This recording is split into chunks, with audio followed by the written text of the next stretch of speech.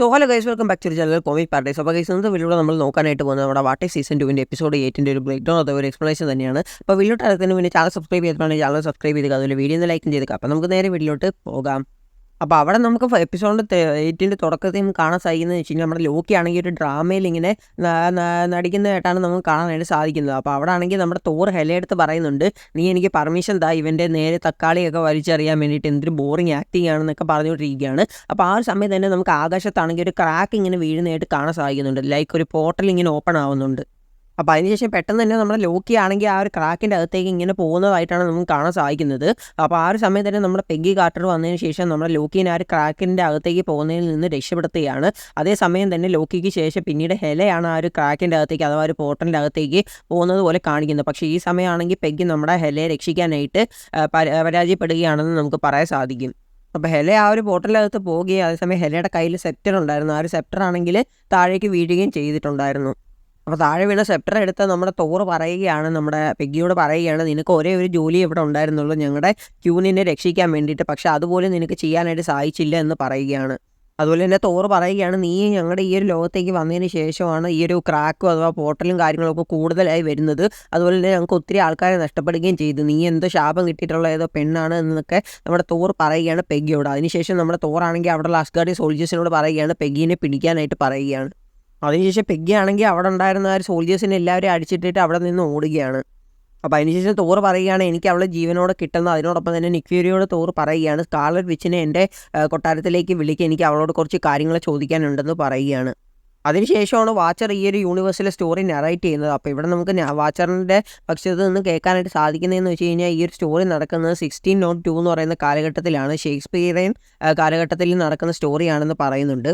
അതിനോടൊപ്പം തന്നെ scarlet which ആണെങ്കിൽ ആ ഒരു പോർട്ടലും കാര്യങ്ങളും ഓപ്പൺ ചെയ്തിട്ട് പെഗ്ഗി കാർട്ടറിനെ ഈ ഒരു യൂണിവേഴ്സിലേക്ക് കൊണ്ടുവന്നിട്ടുള്ളതെന്ന് വെച്ച് കഴിഞ്ഞാൽ ആ ഒരു മറ്റേ ഈ ഒരു ഇവിടെ ഉണ്ടാകുന്ന ആ ഒരു ഡിസ്ട്രക്ഷനും കാര്യങ്ങളൊക്കെ തടയാൻ വേണ്ടിയിട്ട് തന്നെയാണ്. അതിനുശേഷം നമ്മൾ പെഗ്ഗി ആണെങ്കിൽ വാച്ചറിനോട് പറയുകയാണ്, നീ പറയുന്നതെല്ലാം എനിക്ക് കേൾക്കാൻ പറ്റുമെന്ന് നിനക്ക് അറിയാലോ എന്ന് ചോദിക്കുകയാണ്. അതേസമയം വാച്ചർ എനിക്കറിയാമെന്ന് പറയുകയാണ്. അതിനുശേഷം വാച്ചർ പെഗ്ഗി എടുത്ത് ചോദിക്കുകയാണ്, നീ വാ എൻ്റെ കൂടെ, ഞാൻ നിൻ്റെ സ്വന്തം യൂണിവേഴ്സിൽ കൊണ്ടുവിടാം എന്നൊക്കെ പറയുകയാണ്. അപ്പോൾ അവിടെ പെഗ്ഗി കാർട്ടർ ആണെങ്കിൽ ആ ഒരു ഓഫറിനെ നിരസിക്കുകയാണ്. അതിനോടൊപ്പം തന്നെ പെഗ്ഗി കാർട്ടർ പറയുകയാണ്, ഞാൻ മരിക്കും വരെ ഈ ഒരു യൂണിവേഴ്സിനെ പ്രൊട്ടക്റ്റ് ചെയ്യാനായിട്ട് രക്ഷിക്കാനായിട്ട് നോക്കും, അതെൻ്റെ ഒരു ജോലിയാണ്, അങ്ങനത്തെയുള്ള കാര്യങ്ങളൊക്കെ പറയുകയാണ്. അതിനുശേഷം വാച്ചർ പെഗ്ഗിയോട് പറയുകയാണ്, ഓരോ സമയത്തും ഓരോരോ യൂണിവേഴ്സുകൾ ഇങ്ങനെ പല പല സമയങ്ങളിലായിട്ട് ഡിസ്ട്രോയ് ആയി പോകും, അതിലെല്ലാം തന്നെ നിനക്ക് സേവ് ചെയ്യാൻ പറ്റത്തില്ല, അത് ഡിസ്ട്രോയ് ആയി പോകേണ്ടതെല്ലാം ഡിസ്ട്രോയ് ആയി തന്നെ പോകും എന്നൊക്കെ പറയുകയാണ്. അപ്പോൾ അതിന് മറുപടിയായിട്ട് പെഗ്ഗി പറയുകയാണ്, ഡിസ്ട്രോയ് ആയി പോകുന്ന സമയത്ത് അതെന്തായാലും ഡിസ്ട്രോയ് ആയി പോകും, പക്ഷേ ഇപ്പം അതെന്തായാലും നശിക്കത്തില്ല എന്നുള്ളൊരു കാര്യം പെഗ്ഗി പറയുകയാണ്. അതിനുശേഷം പെഗ്ഗി ആണെങ്കിൽ നമ്മുടെ തോറിൻ്റെ ആ ഒരു അസ്ഗാർഡിലെ ആ ഒരു കൊട്ടാരത്തിലേക്ക് പോവുകയാണ്. അവിടെ ആണെങ്കിൽ അവർ സംസാരിക്കുന്ന കാര്യങ്ങളൊക്കെ ഒളിച്ച് നിന്ന് നമ്മളെ പെഗ്ഗി കേൾക്കുകയാണ്. അപ്പോൾ അവിടെ ആണെങ്കിൽ നമ്മൾ സ്കാർലറ്റ് വിച്ച് തോറിനോട് പറയുകയാണ്, ഈ ഒരു പോർട്ടൽ ഞാൻ നേരത്തെ ഇതിനെ പറ്റിയിട്ട് അറിഞ്ഞിട്ടുള്ളതാണ്, ഇതാണെങ്കിൽ ഒത്തിരി യൂണിവേഴ്സിനെ അതിൻ്റെ ഭാഗത്തേക്ക് വലിച്ച് കൊണ്ടുപോയിട്ടുണ്ട്, അതുപോലെ തന്നെ ഒത്തിരി ആൾക്കാരും കൊണ്ടുപോയിട്ടുണ്ട്. പക്ഷേ നിങ്ങൾ വിശ്വസിച്ചേ മതിയാവൂ, ഈ ഒരു പോർട്ടലിൻ്റെ പിന്നിൽ നമ്മുടെ പെഗ്ഗി കാർട്ടറിൻ്റെ കൈകളില്ല എന്നുള്ളൊരു കാര്യം പറയുകയാണ് നമ്മുടെ സ്കാർലറ്റ് വിച്ച്. അപ്പോൾ അതിനോടൊപ്പം തന്നെ സ്കാർലറ്റ് വിച്ച് പറയുകയാണ്, പെഗ്ഗി കാർട്ടറിനും ചിലപ്പോൾ നമ്മളെ ഈ ഒരു ആപത്തിൽ നിന്ന് രക്ഷിക്കാനായിട്ട് സാധിച്ചേക്കാം. നമ്മുടെ പെഗ്ഗിക്ക് മുന്നേ തന്നെ ആണെങ്കിൽ മറ്റൊരു ടൈം ട്രാവലർ ആണെങ്കിൽ ഈ ഒരു യൂണിവേഴ്സിലേക്ക് വന്നിട്ടുണ്ട്. അപ്പോൾ ആ ഒരു ആളെ കാരണമാണ് ഈ ഒരു പോർട്ടലും കാര്യങ്ങളും ഓപ്പൺ ആവുന്നത് എന്നുള്ളൊരു കാര്യം നമ്മുടെ സ്കാർലറ്റ് വിച്ച് അവിടെ പറയുന്നുണ്ട്. അപ്പോൾ അതിനുശേഷം ഈ ഒരു കാര്യങ്ങളൊക്കെ കേട്ട് നമ്മുടെ പെഗ്ഗി ആണെങ്കിൽ അവിടെ നിന്ന് പോവുകയാണ്. കാരണം ഇപ്പോൾ പെഗ്ഗിക്കാണെങ്കിൽ ആ ഒരു കാര്യത്തിൻ്റെ സൊല്യൂഷൻ കിട്ടിയിട്ടുണ്ട്. അപ്പോൾ നമ്മൾ പെഗ്ഗി ആണെങ്കിൽ ഇപ്പോൾ നമ്മൾ ടോണി സ്റ്റാർക്കിൻ്റെ അടുത്തേക്ക് പോയിട്ടുണ്ട്. അപ്പോൾ നമ്മൾ പെഗ്ഗി ആണെങ്കിൽ ഫസ്റ്റ് അസ്ഗാർഡിയൻ സോൾജേഴ്സിനെ അടിച്ചിരുന്ന ഒരു സമയത്താണെങ്കിൽ നമ്മളെ ലോക്കിയുടെ കയ്യിൽ നിന്ന് ഒരു തലയോട്ടി പോലത്തുള്ള സംഭവം എടുത്തിട്ടുണ്ടായിരുന്നു. അപ്പോൾ ആ ഒരു തലയോട്ടി അതിൻ്റെ അകത്താണെങ്കിൽ ഒരു മുടി പോലത്തുള്ള എന്താണ് സംഭവം ഉണ്ടായിരുന്നു. അപ്പോൾ അതാണെങ്കിൽ നമ്മൾ ടോണി ഷാർക്കിന് ടെസ്റ്റ് ചെയ്യാൻ കൊടുത്തപ്പം ടോണി ഷാർക്ക് പറയുന്ന ഒരു ഗ്രീൻ കളർ പോലത്തെ തിളങ്ങുന്ന ഒരു സംഭവമാണ് ഇതിലുള്ള. അപ്പോൾ അതാണെങ്കിൽ ഈ ഒരു യൂണിവേഴ്സിലുള്ള സംഭവമായിട്ട് എനിക്ക് തോന്നുന്നില്ല എന്നുള്ളൊരു കാര്യം ടോണി ഷാർക്ക് പറയുന്നുണ്ട്. അതിനോടൊപ്പം തന്നെ ടോണി ഷാർക്ക് പറയുകയാണ്, ഈ ഒരു സംഭവത്തിൽ നിന്നൊരു റേഡിയേഷൻ വരുന്നുണ്ട്, ആ ഒരു റേഡിയേഷൻ ഈ ഒരു യൂണിവേഴ്സിൽ ഉള്ളതല്ല എന്നും പറയുന്നുണ്ട്. അതിനുശേഷം പെഗ്ഗി പറയുകയാണെങ്കിൽ നമുക്ക് ഫസ്റ്റ് ആ ഒരു ടൈം ട്രാവലറിനെ ആണെങ്കിൽ തേടണം, അവനാണെങ്കിൽ ഇവിടെ വന്നിട്ടുണ്ട്, അപ്പോൾ അവനെ ഫസ്റ്റ് കണ്ടുപിടിക്കണമെന്ന് പറയുകയാണ്.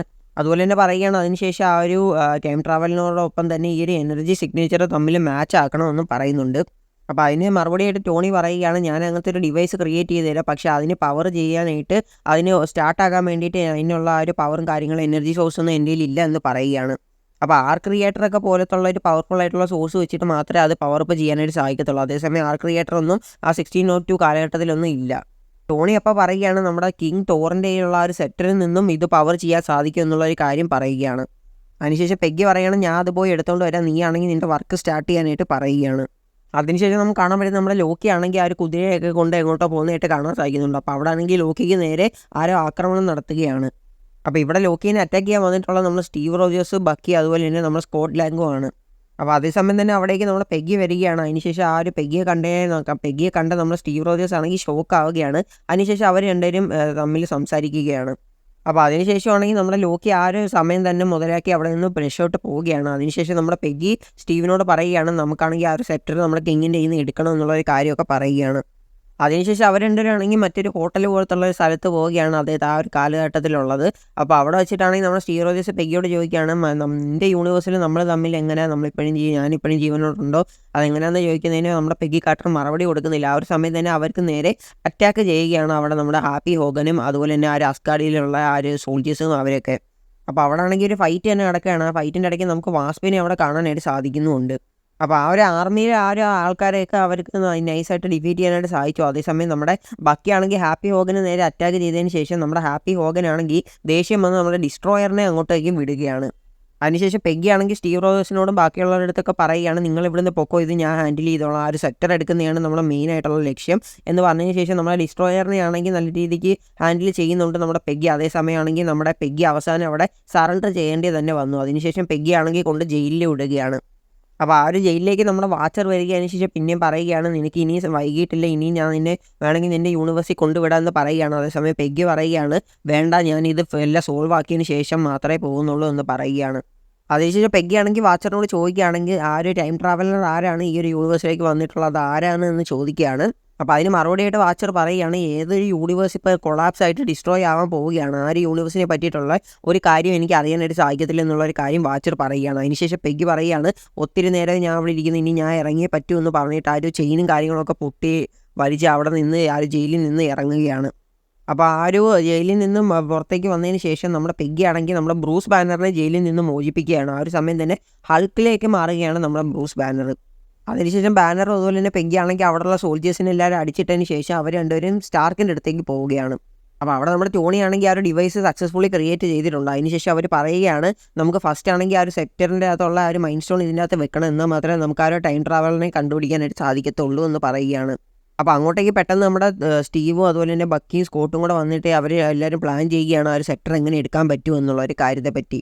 അപ്പോൾ അവരാണെങ്കിൽ പ്ലാൻ ഇട്ടതെന്ന് വെച്ച് കഴിഞ്ഞാൽ നമ്മുടെ ആണെങ്കിൽ സാധാ മനുഷ്യരുടെ രൂപം ധരിച്ച് അങ്ങോട്ടേക്ക് പോവുക, അതിനുശേഷം അവരുടെ ശ്രദ്ധ തിരിച്ചതിന് ശേഷം ഒരു ഗ്രൂപ്പ് ഓഫ് ടീം ആണെങ്കിൽ പോയി ആ ഒരു സെക്ടർ എടുക്കും എന്നുള്ളൊരു കാര്യമാണ് അവർ പ്ലാൻ ചെയ്തിട്ടുള്ളത്.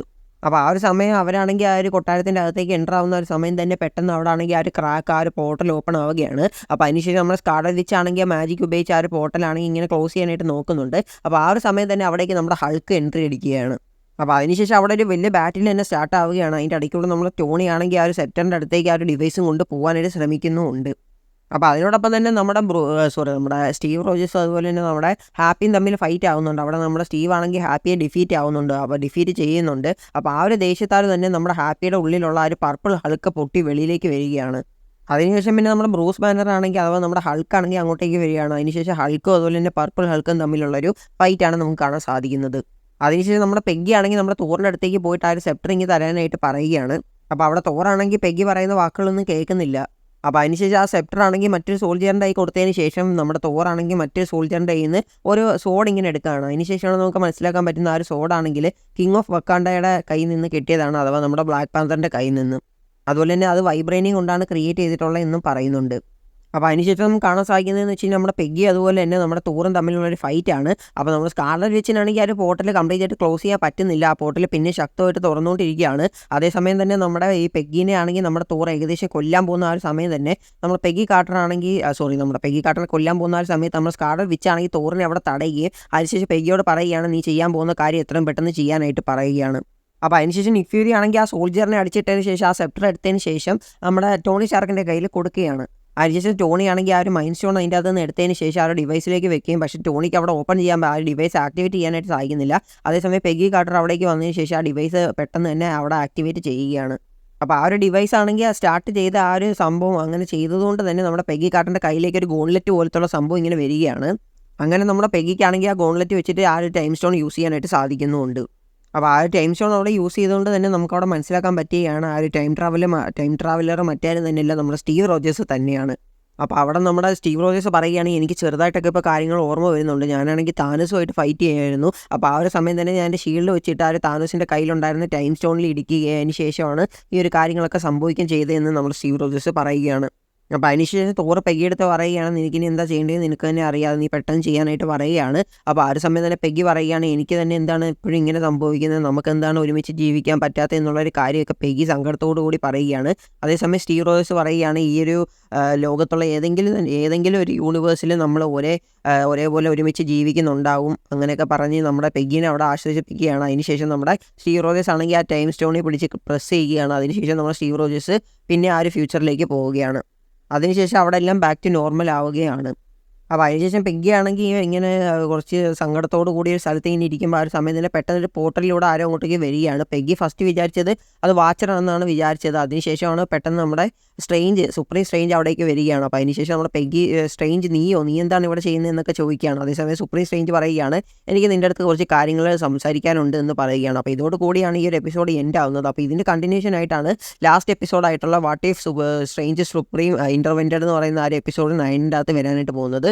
അപ്പോൾ അതിൻ്റെ നമ്മുടെ എക്സ്പ്ലനേഷനും കാര്യങ്ങൾ നമ്മൾ അടുത്ത വീഡിയോ ചെയ്യുന്നതായിരിക്കും. അപ്പോൾ ഇന്നത്തെ വീഡിയോ ഇത്രയുള്ള വീഡിയോ ഇഷ്ടപ്പെടുന്ന വിചാരിക്കുന്ന വീഡിയോ ഇഷ്ടപ്പെട്ട ലൈക്ക് ചെയ്തത് ചാനൽ സബ്സ്ക്രൈബ് ചെയ്യാത്തതാണെങ്കിൽ മറക്കാതെ ചാനൽ ഒന്ന് സബ്സ്ക്രൈബും ചെയ്തേക്കുക. അപ്പോൾ അടുത്തൊരു വീഡിയോ കാണുന്നവരെ ബൈ ഗൈസ്.